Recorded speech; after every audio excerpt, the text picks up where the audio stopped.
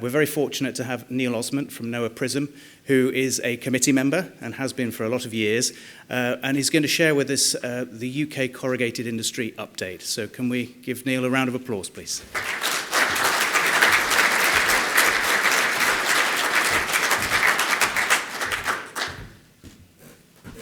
Thank you very much.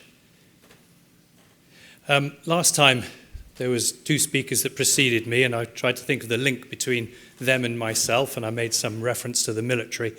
I'm now trying to think of what the link is between the two previous speakers. Well, Tony Smurfit and myself are both sold corrugated. Tony a bit more than me. And Matt's an interesting one because of aviation, and I have people who do know me know that I'm attempting to try and get to places without going on planes. And they'll know that I went skiing last year. My mates took eight hours to get to Geneva, and I took 14 hours to get to Geneva, but I had a big smile on my face because I'd gone on the ski train.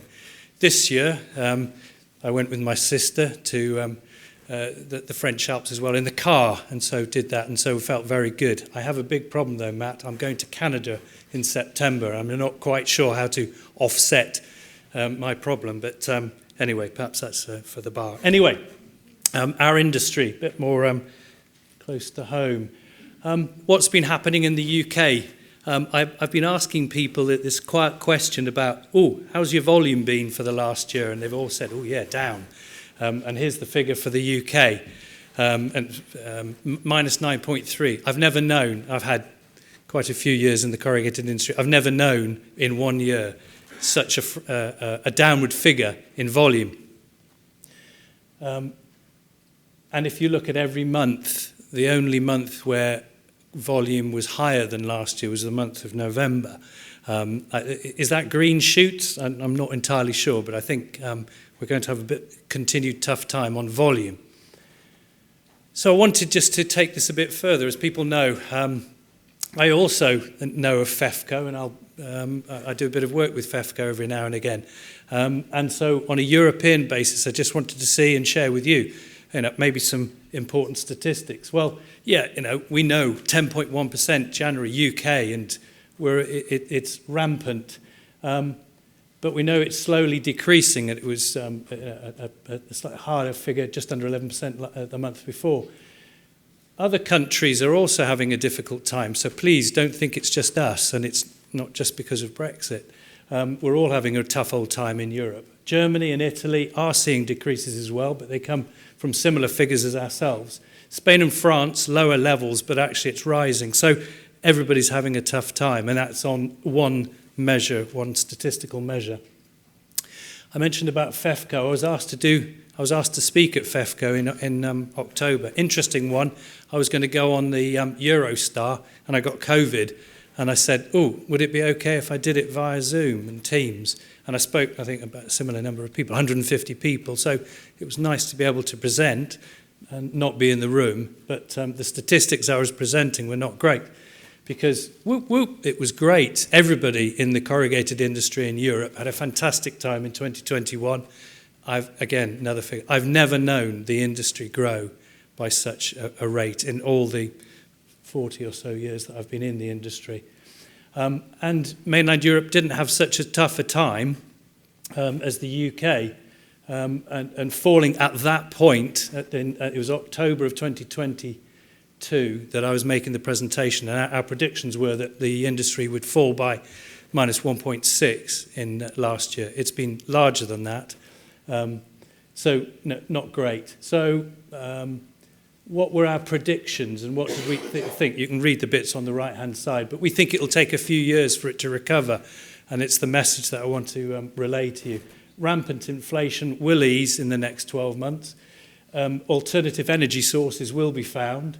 And we've seen, and Frauke, who's going to follow me, indicates in Ovid about recent one in the last week. So it's coming. Periods of low inflation, I think, are at an end. And there's an improved global trading picture that's going to come, but I don't think it'll come for at least a year. Further statistics. So I wanted to break down for the audience then, and I'll do it for you now. Let's have a look at what happened in the last 3 years. You can see, and so the ups and downs in 21 and 22. So certain market sectors had a tough old time, and I mentioned this before. We saw e-commerce drop away and Amazon's figures reflected that, and I talked about this last time.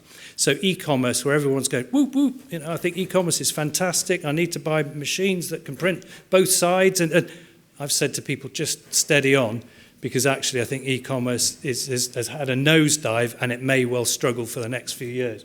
So that's, having had a fantastic 2020 and 2021. So be aware of some of the things that are happening. And you can see that we spend our time looking at these market sectors to see who are doing well, who are doing not so well. So food and drink always doing well. E-commerce rose, but it's also dropped away. Cost of living crisis. In our market research, we talk to a lot of people. We talk to a lot of people around Europe and do surveys.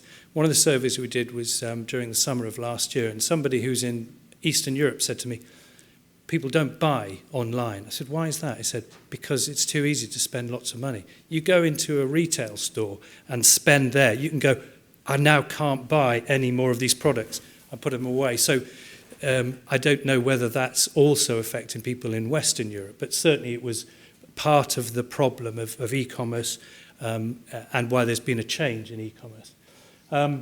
Falling as a result. So what were our longer-term predictions? We're saying that FMCG volumes would be down, but margins would stay up. Margins for brand owners in FMCG will stay up. Margins for people who sell to brand owners could stay up as well. Just something to come back to. Food and drink.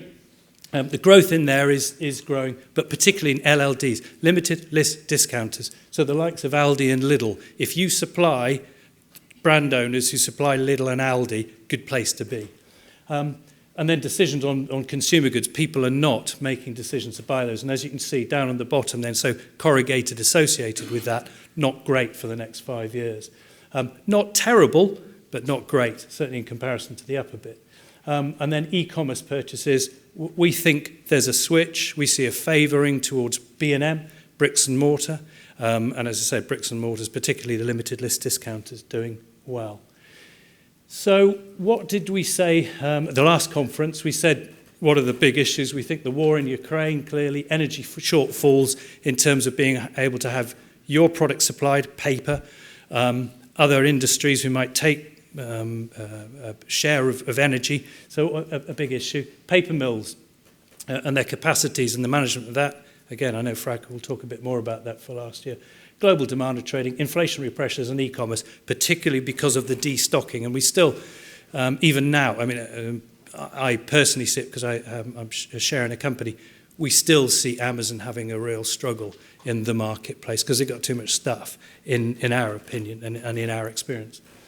What do we think is going to happen for this year? So energy. Lot of talk about that. One on domestic spending, and I think you listen to people going, £3,000 a year. So that's the UK, and it's the same in other parts of Europe. There's an overall pressure on inflation, and it's the costs of our goods are rising, and an availability of energy. And I think particularly for manufacturing, I think there's going to be an ongoing struggle there.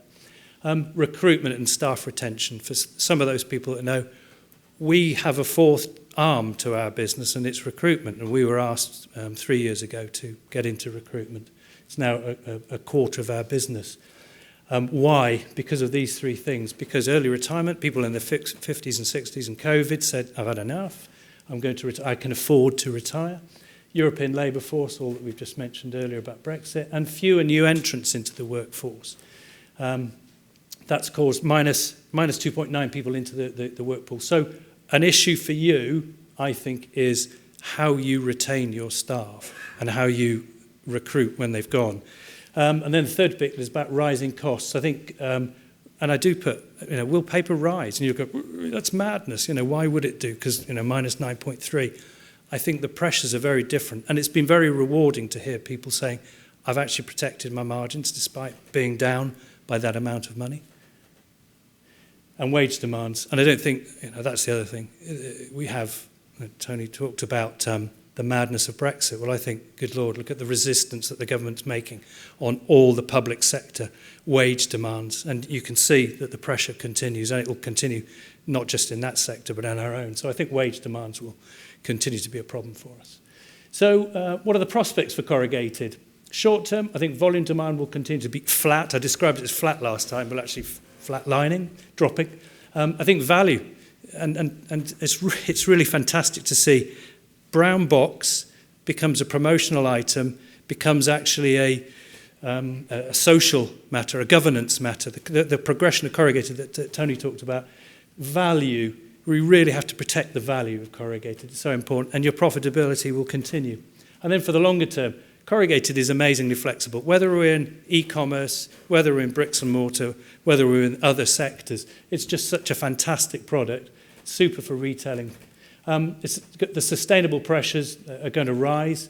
And I said we did a project for the carton industry, actually, in the middle of the summer of last year. And the resounding message was, sorry, I'm stealing from the panel show, resounding message was, consumers, retailers and brand owners all want sustainability. It's back on the agenda, very important. And plastics replacement is a constant and consistent opportunity for us. So and I love that product. I don't know who makes it on the bottom right there. What a great example of that bit of plastics replacement. And that's probably significantly more expensive than the product it replaced. But it's ours. It's ours. There you go. Thank you.